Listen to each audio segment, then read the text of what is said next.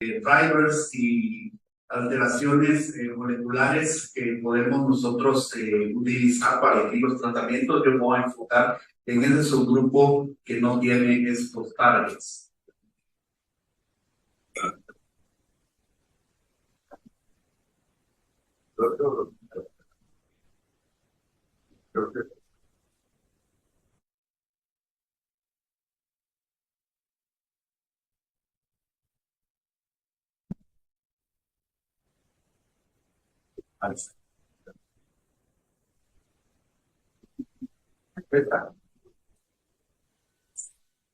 Entonces sabemos que más o menos entre las personas de raza asiática, más o menos entre un 20 a 25% de los pacientes no van a tener un target molecular identificado, y esto es mayor en las poblaciones occidentales. Hace un momento estábamos platicando con el doctor Macedo, que ellos ya tienen análisis de una población mexicana que probablemente se parezca un poquito más a nuestra población, y andan cercano también a estos porcentajes que vemos en personas caucásicas.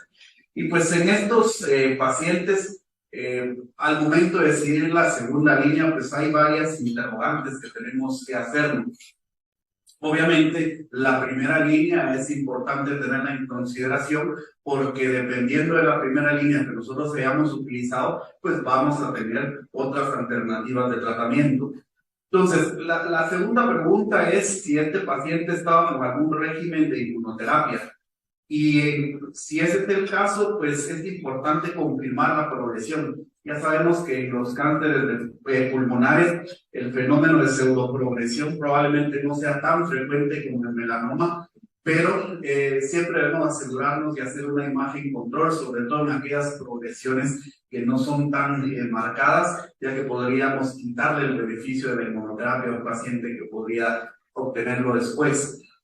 Otra cosa importante es preguntarnos si es una progresión inequívoca o es una progresión que pudiéramos nosotros tratar con terapias locales, ya sea ablaciones, radioterapia estereotáctica, cirugía, porque sabemos que en este escenario nuestras estrategias pueden estar muy limitadas, y muchas veces la mejor terapia dirigida para estos tratamientos es la terapia local, así que tenemos que considerarlas como una alternativa. Evidentemente, si hay ensayos clínicos disponibles, debe ser una de las vías que debemos seguir. Obviamente, todo lo que hemos discutido hoy no lo sabríamos si no tuviéramos todo ese background de ensayos clínicos que se han desarrollado últimamente. Siempre recordar enviar al paciente a los cuidados de soporte de manera temprana, no esperar hasta que el paciente tenga un deterioro importante para hacer esta transición. Y bueno, después de tener todas estas preguntas, preguntarnos, bueno, ¿qué opciones de segunda línea tenemos a disposición? Y si tenemos la opción de hacer un rechallenge, por ejemplo, en pacientes con inmunoterapia.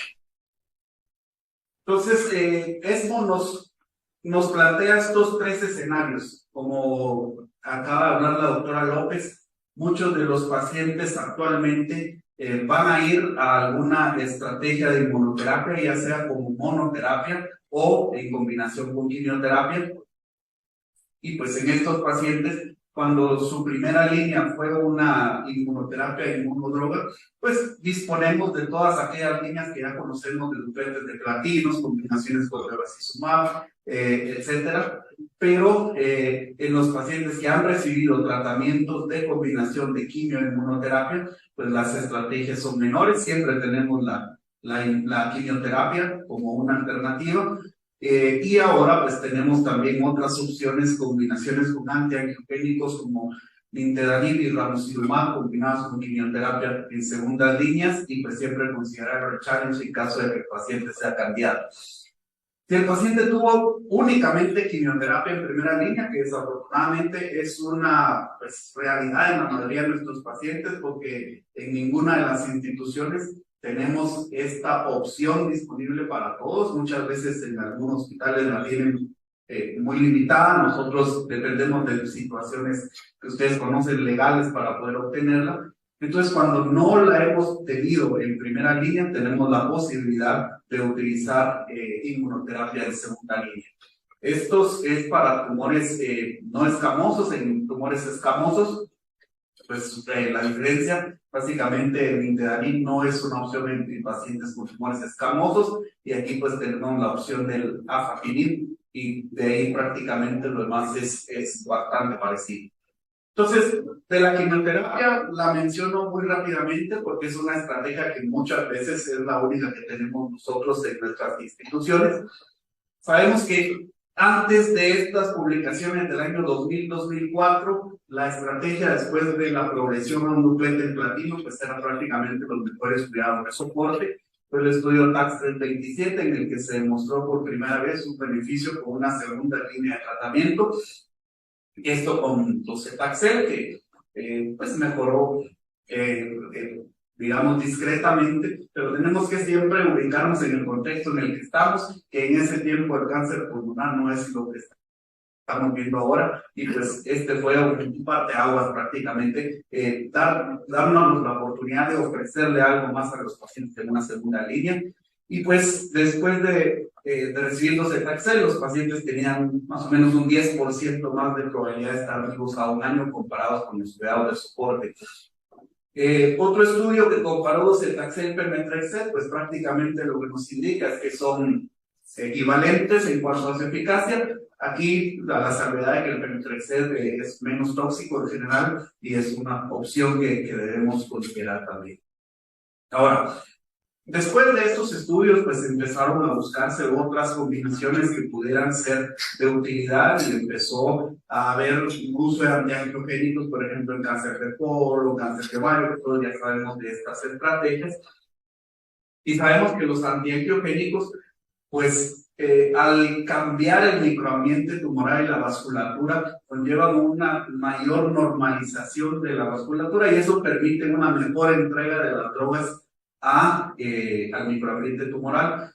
Y en general sabemos que hay, digamos, una ventana entre dosis-tiempo en la que se da esa normalización y en la que podemos obtener esos beneficios. Digamos que si nosotros aumentáramos la dosis, un poquito era el concepto original de Yuda Holma en los años 70 de quitémosle toda la vasculatura al tumor porque así lo vamos a matar, pues probablemente no estamos buscando eso, porque lo que buscamos es esta normalización para poder llevar mejor nuestras drogas. Y pues Nintedanib es una molécula pequeña que, como ustedes saben, es una molécula que va a bloquear varias vías de señalización, tanto de FGFR, PDGF y factor de crecimiento endotelio vascular. Por lo tanto, altera la angiogénesis y también va a alterar los fibroblastos y miofibroblastos a nivel del microambiente tumoral. Entonces, el estudio LUNG 1 es un estudio que en pacientes con enfermedad metastásica que hayan fallado a una línea de prueba de quimioterapia, no se permitían inhibidores de VEGF o VEGPR pequeñas, pero sí que hubieran tenido bevacizumab en primeras líneas y que no tuvieran metástasis cerebrales. Estos pacientes se aleatorizaron a docetaxel Nintedanib o docetaxel con placebo. Lo que podemos ver en el estudio es que disminuye aproximadamente el 20% de la progresión. Y en cuanto a supervivencia global, cuando analizamos la población que más se benefició, que fueron los que progresaron en las primeras 9 semanas del tratamiento previo, vemos que el beneficio de supervivencia se observa sobre todo en los pacientes con adenocarcinoma, en los pacientes con enfermedad escamosa. Pues esto no fue estadísticamente significativo, y de ahí que esta sea una opción que podamos considerar en pacientes con adenocarcinoma. Otro angiogénico, ramucirumab, estudio REBEL, en el cual una población prácticamente igual a la del estudio previo, aleatorizada a recibir ramucirumab con docetaxel versus docetaxel placebo. Recordemos que el docetaxel en ese tiempo era el estándar de tratamiento de segunda línea, y vemos que pues en cuanto a supervivencia libre de progresión y supervivencia global, se observa un beneficio cercano a una disminución del riesgo entre un 15 a un 20% para ambos respectivamente. Cuando se analizó el subgrupo de pacientes que tuvo un peor desempeño en la primera línea de tratamiento y que tuvieron una progresión al platino en menos de 12 semanas, ahí vemos que es un poquito más marcado el beneficio. Vemos que es una disminución del riesgo de muerte de un 25%, y recuerdan ustedes que la probabilidad de estar vivos después de los Cetaxel era como un 29% al año, aquí aumenta aproximadamente a un 34%. Entonces, esto era lo que teníamos hace poco, hasta que vino a incursionar la inmunoterapia y cambió de manera considerable todo este escenario. Obviamente, esto es para pacientes que no han recibido inmunoterapia en primera línea. El primer estudio, que lo mencionó Carlita superficialmente, porque ella está hablando de primeras líneas, pero el primer estudio fue el OAK, que es un estudio fase 3 en pacientes que hubieran progresado a un esquema previo de quimioterapia. Se permitían hasta 2 esquemas, y los pacientes se alabilizaron a atezolizumab y docetaxel. Acá abajo vemos los resultados de la población general, el intento a tratar, y vemos que las posibilidades de estar vivos al año, que eran de 29% con docetaxel, aumentan a un 55% con el uso de inmunoterapia, y esto pues obviamente es más marcado, es más evidente en los pacientes con alta expresión de PDL1. Sin embargo, en este estudio también se incluyeron pacientes con nula expresión de PDL1, y de todos modos se observa un beneficio. Obviamente es un beneficio más pequeño, pero de ahí la aprobación para que lo podamos poner en segunda línea, tanto en PDL1 positivos como en PDL1 negativos. En cuanto a nivolumab, este es un análisis de los estudios CheckMate 017 y 057, en el que observamos un beneficio bastante parecido al que veíamos con atezolizumab. Aquí es bien importante, si uno se centra, por ejemplo, en las medianas de supervivencia, uno diría, pues el beneficio no es tan grande. Sin embargo, si ustedes se recuerdan las curvas de docetaxel, pues en ninguna se va a aparecer en este largo plató que vemos después de generalmente unos 2 años de tratamiento, en el que los pacientes que logran responder y llegar a este tiempo sin progresión, pues generalmente pueden ser supervivientes a largo plazo. Vemos nuevamente con nivolumab que el beneficio lo podemos obtener para pacientes con histología escamosa y no escamosa, y al igual que con atezolizumab, el beneficio lo observamos sobre todo en los pacientes con más expresión de PDL1, pero también en los pacientes que en este estudio eran los que expresaban PDL1 en menos del 1%. Importante acá, en cuanto a las respuestas, si bien es cierto, las respuestas probablemente no van a ser tan rápidas. Cuando se dan, pues son respuestas duraderas de 20 meses para nivolumab, comparado con lo que todos sabemos que responde una quimioterapia, no va a responder, pero a poco tiempo el paciente va a perder ese beneficio, y a 3 años, por ejemplo, acá 38% de los pacientes aún mantenían la respuesta, contra 0% de los pacientes que iniciaron los Cetaxel.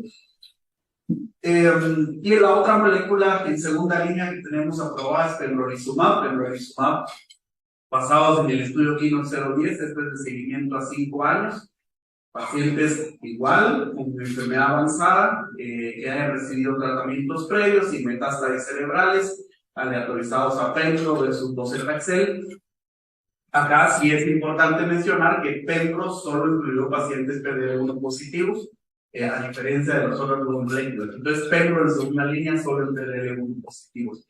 En los pacientes altos expresores vemos nuevamente esta misma tendencia, una mediana de supervivencia global que son de más o menos 17 meses, pero que en los pacientes con alta expresión se puede mantener a lo largo del tiempo, y el beneficio también, aunque en menor magnitud, se puede observar en los pacientes con una expresión menor.